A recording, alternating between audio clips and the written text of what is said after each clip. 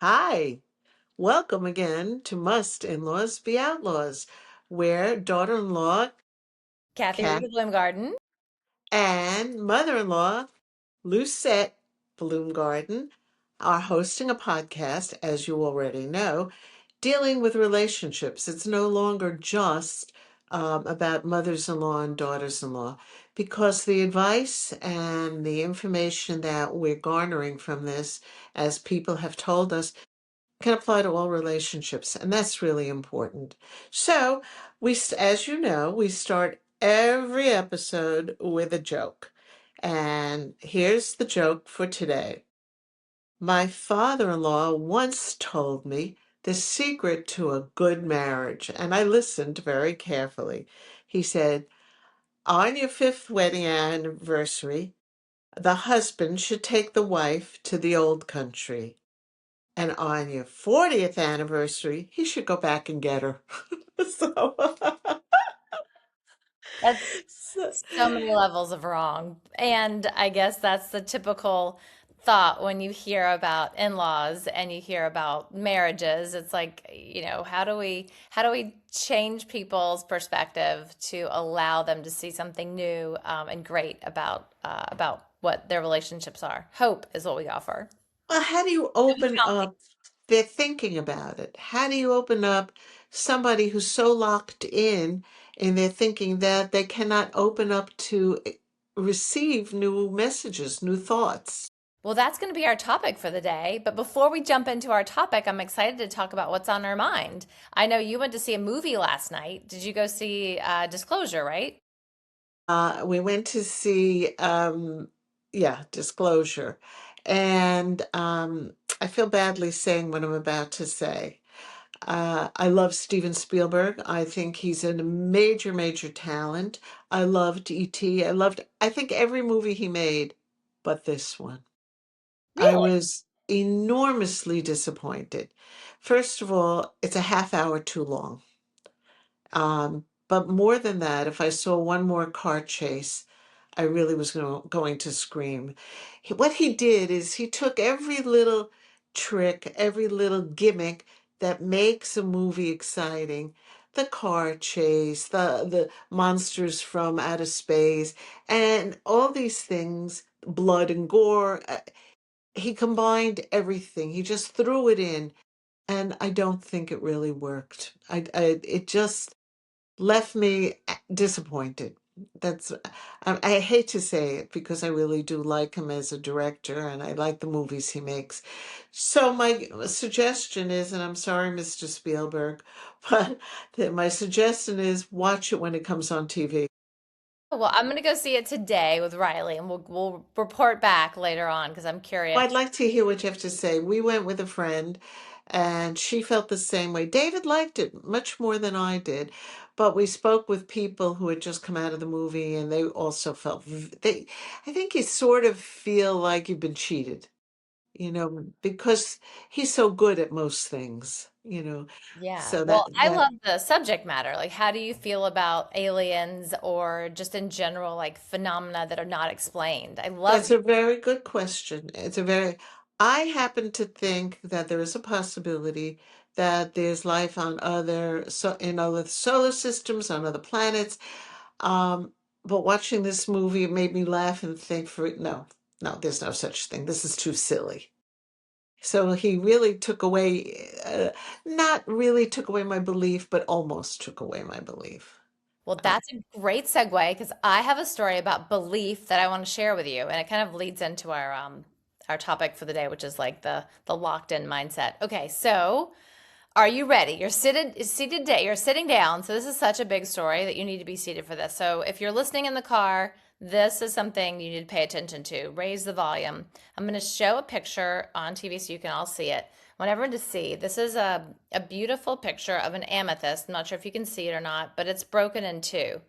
So there is a picture on screen for those of you listening of a beautiful worry stone that has two pieces. And in the picture, I've circled it with a blue pin.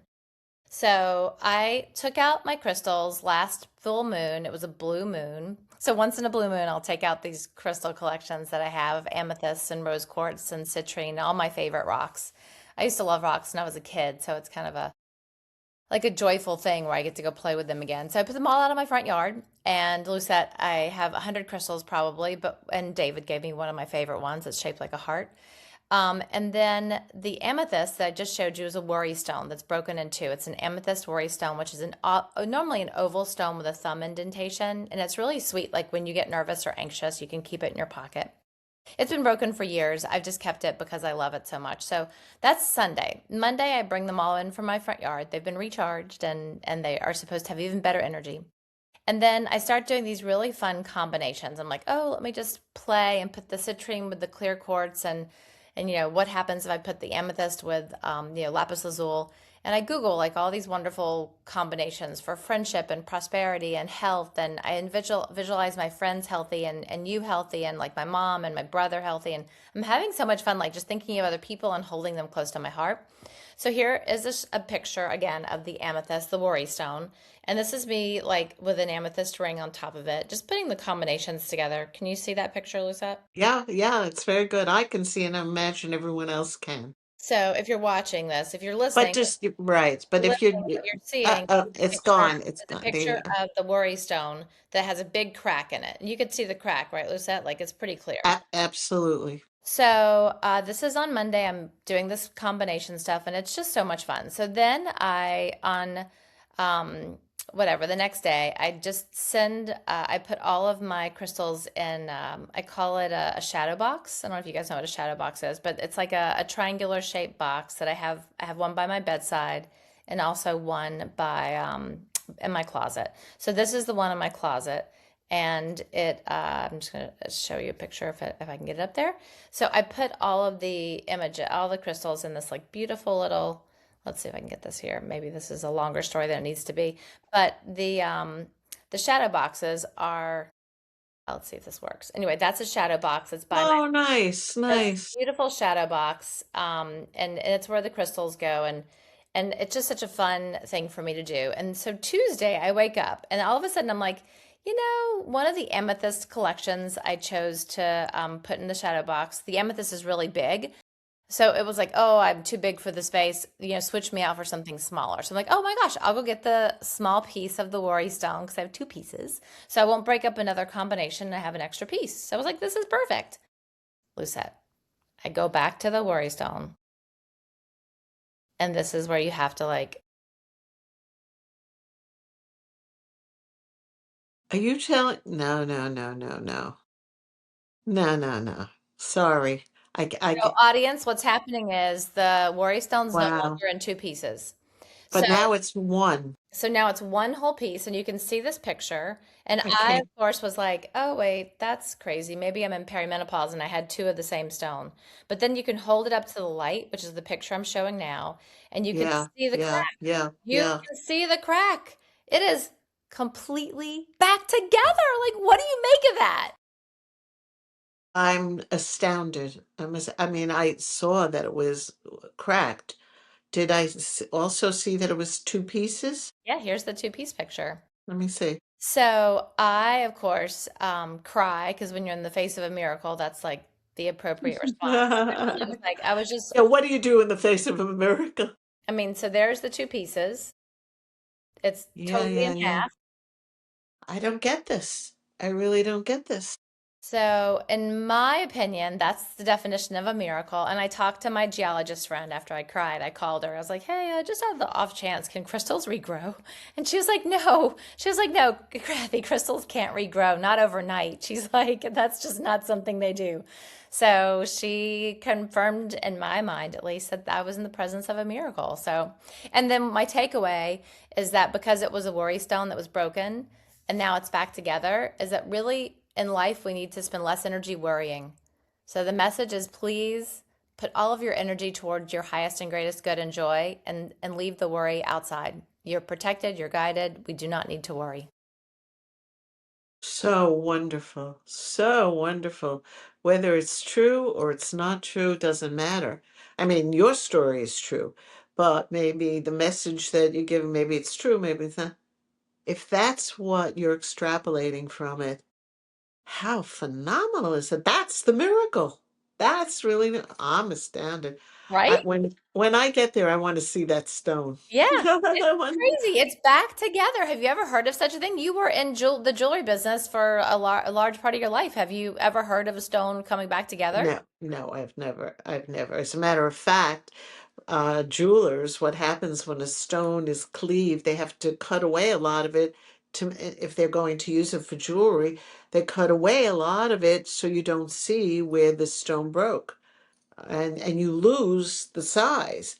I'd never, I'm going to look that up.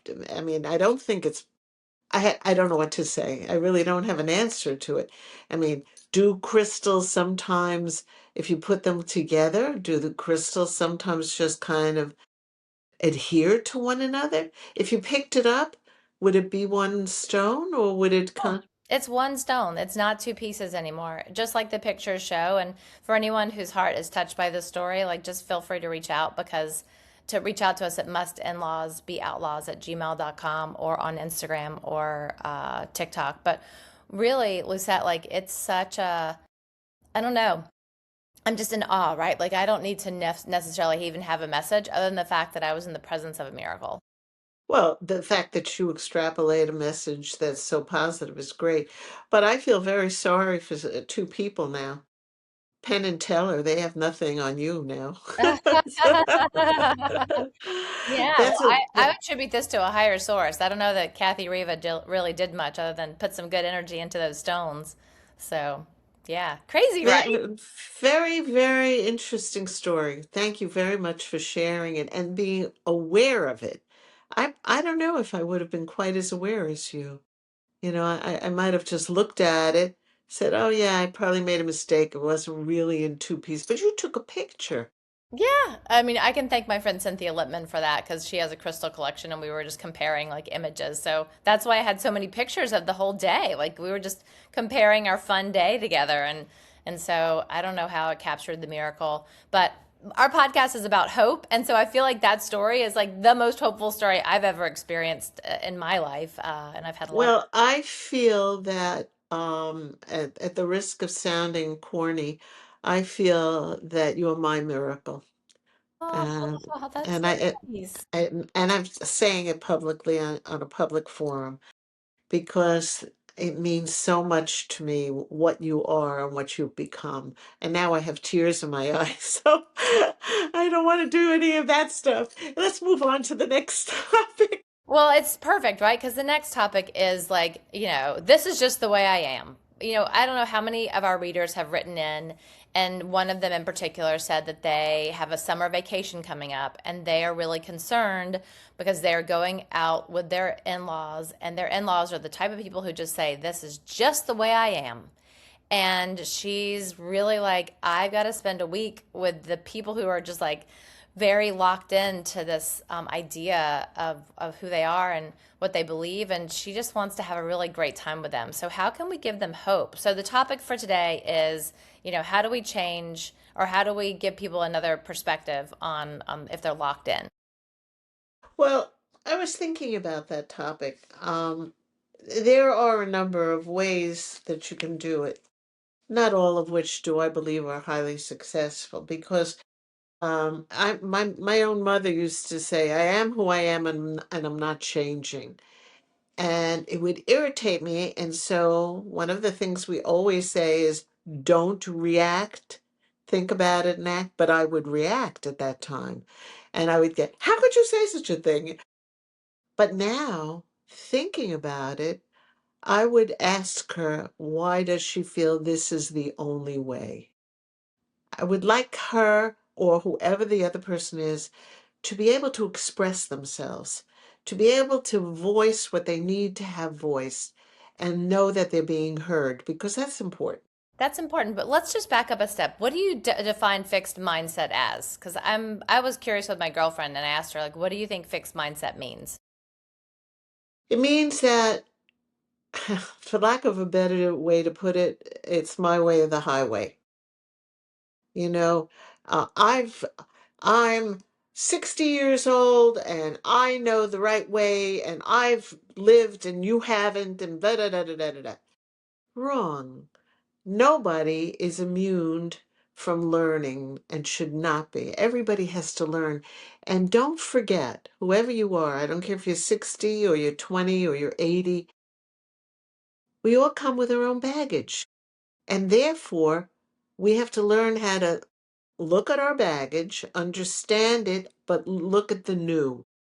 Things have changed. Why can't we all change at the same time?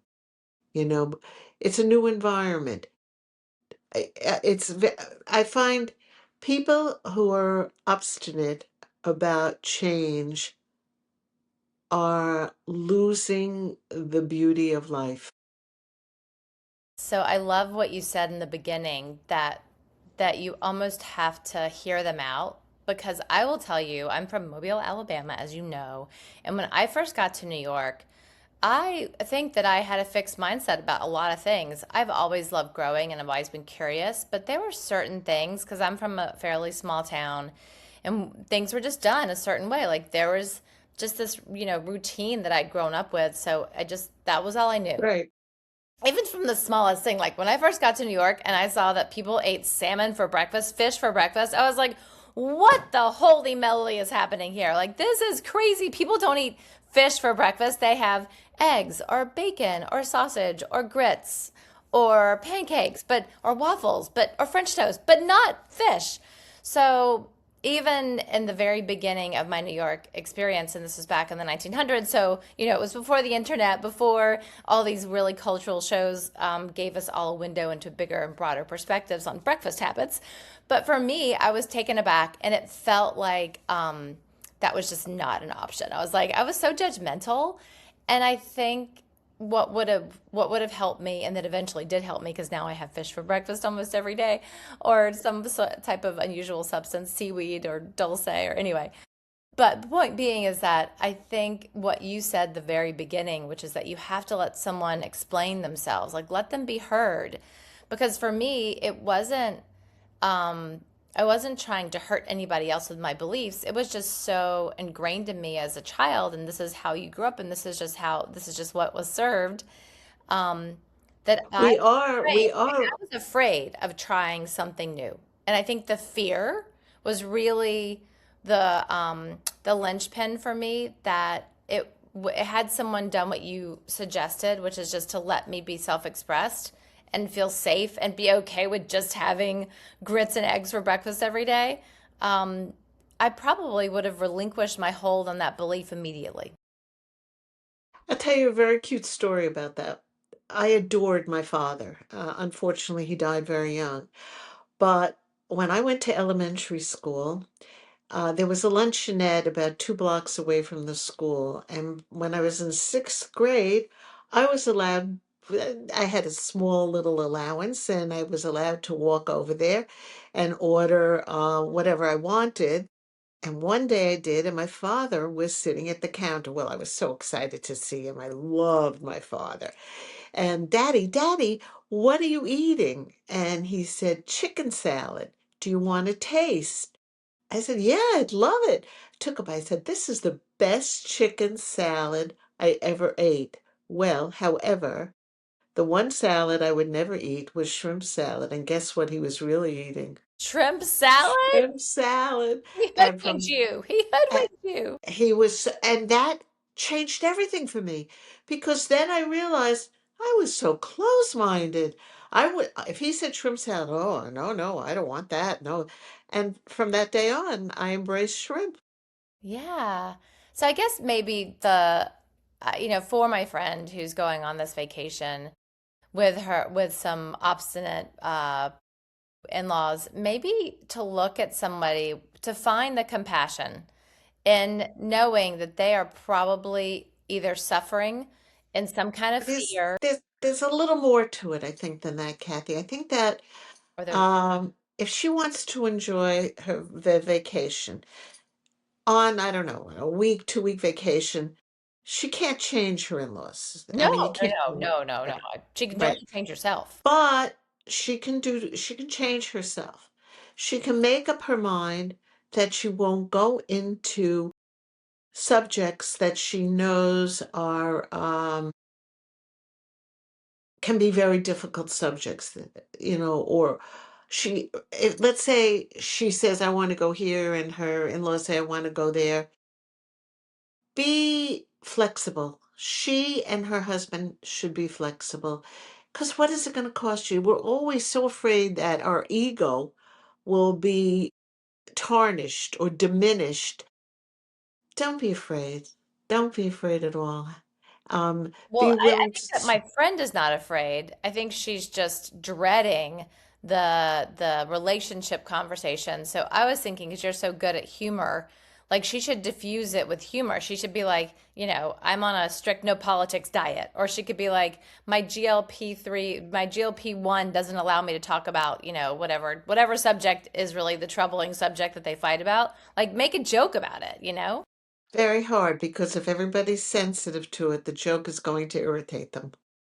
That's the hard part because she shouldn't. Is she married a while now? And Yeah. she does. So she probably has a sense of what are the trigger points. And, I was thinking about it. I was thinking there were a couple of thoughts that I had. One thing that you can do when you're with people that you have real issues with is give them real life examples of how change made a difference. You can tell it as a small anecdote.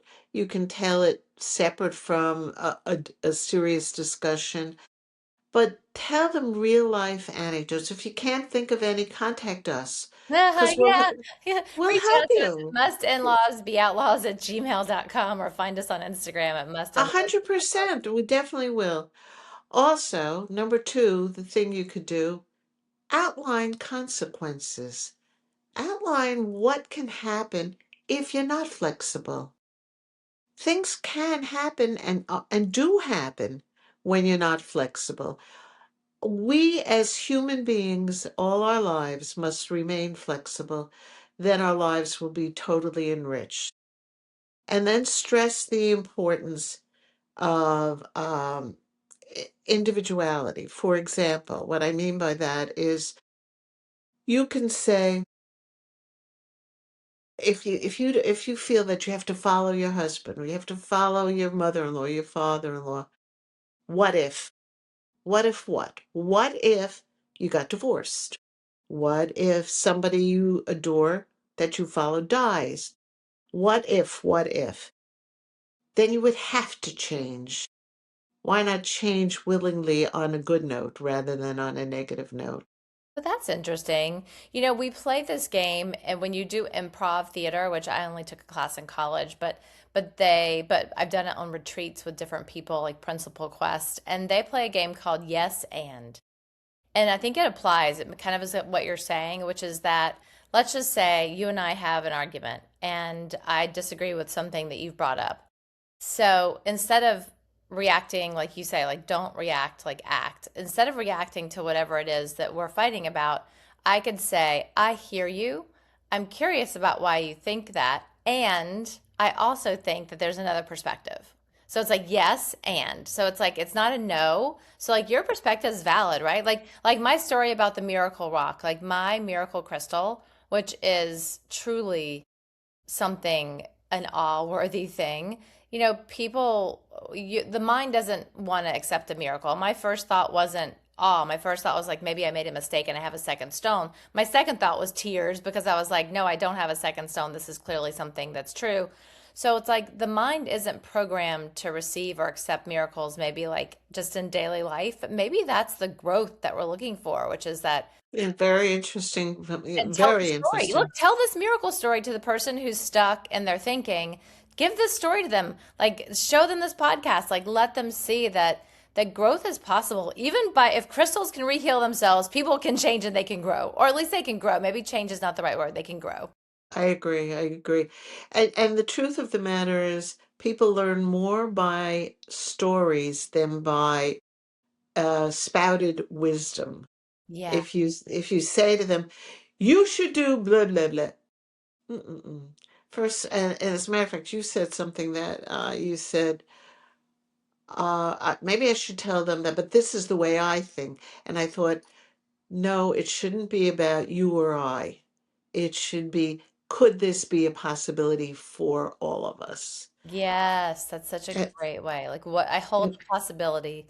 Yeah, that we hold the possibility. This is another way I to look at think I think the ego in all of us can take on a very bad place. Not always. I mean, one needs an ego or you probably will not succeed, but it needs to be controlled. And we as individuals have to learn how to control our own ego so that it plays an important role without overpowering us. Well, I love that. And I think that's a human's life's work right there is to understand ourselves even more deeply.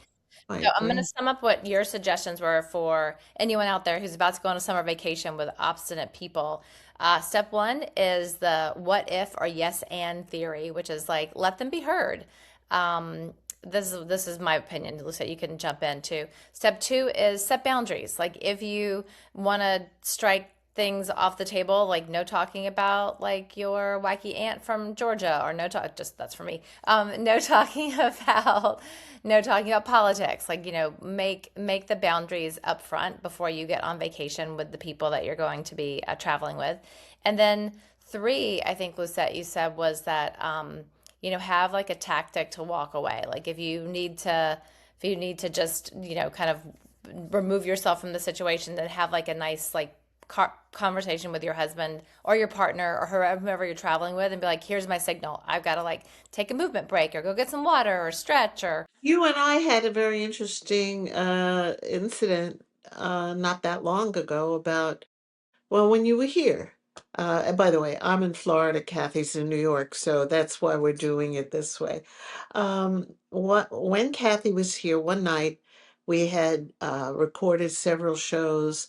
We had done a million things. We were exhausted. And then we started talking about, I don't even remember what we were talking about, but oh yeah. it doesn't matter. I It actually don't doesn't matter. remember. I don't remember, but I remember It the doesn't, feeling. but Yeah. we were at loggerheads. We Yeah. really were. I could see she was getting frozen in her spot. I was getting frozen in mine. And I said, you know what? I think we're too tired to discuss that. And she said, you're right. Yeah. So we stopped, we tabled. The next day, it was not even an issue. Exactly. So, Yes. and that's what people are afraid to do. I was afraid to do that. I felt that, I always felt that I had to be the smartest one in the room. Whether I was or I wasn't didn't make a difference. And that was a big mistake. And in, shall we call it maturity? In maturity, I have learned somebody else could be the smarter person and I'll learn from them.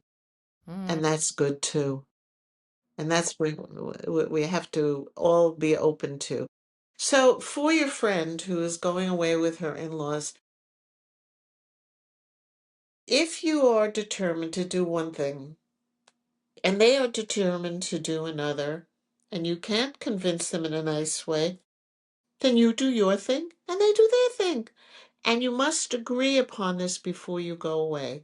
Like, we don't have to be joined at the hip.